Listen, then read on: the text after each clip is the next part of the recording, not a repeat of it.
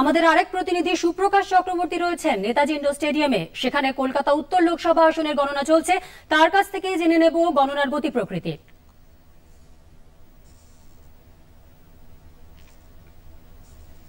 দেখো তানিয়া, আমরা রয়েছি কলকাতার নেতাজি ইন্ডোর স্টেডিয়ামে। এখানে উত্তর কলকাতা লোকসভা কেন্দ্রের গণনা চলছে। ইতিমধ্যেই চতুর্থ রাউন্ড গণনার কাজ শেষ হয়েছে, যেটা আমরা জানতে পেরেছি, এবং পঞ্চম রাউন্ড গণনার কাজ চলছে। শুরুর দিকে এখানে কিন্তু গণনা কিছুটা দেরি হয়, কারণ পোস্টাল ব্যালট প্রথমে গণনার কথা ছিল, সেই পোস্টাল ব্যালট আসতে দেরি হয়।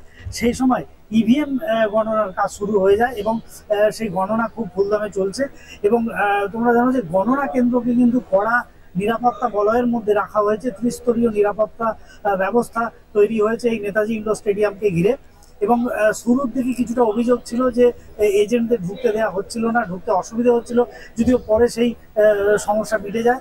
এবং এখন ভেতরে গণনার কাজ চলছে। আমরা যেখানে আছি নেতাজি ইন্ডোর স্টেডিয়ামের একদম গেটে, এই গেটের ভেতরেই গণনার কাজ চলছে। এবং বেশ কিছু সমর্থক, বিভিন্ন দলের সমর্থক, তারা রয়েছে নেতাজি ইন্ডোর স্টেডিয়ামের বাইরে বাবুঘাটের কাছে।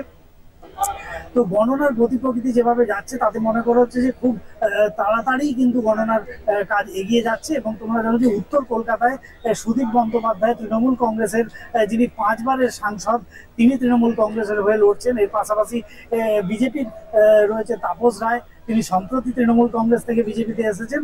এবং কংগ্রেসের প্রদীপ ভট্টাচার্য। তিনজনের মধ্যেই একটা হাড্ডাহাড্ডি লড়াই চলছে।